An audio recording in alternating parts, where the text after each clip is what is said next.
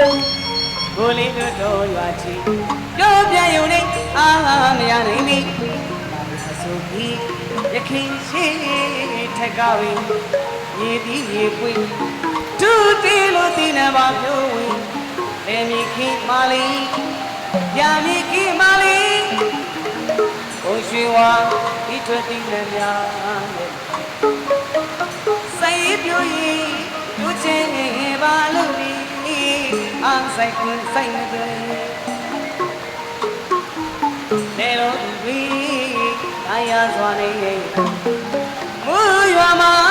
ပြူသာချင်းကသူတို့ဘာဝ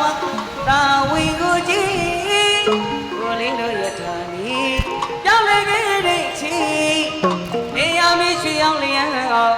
ဆက်ဆောင်များနဲ့ပြောဆုံးမေ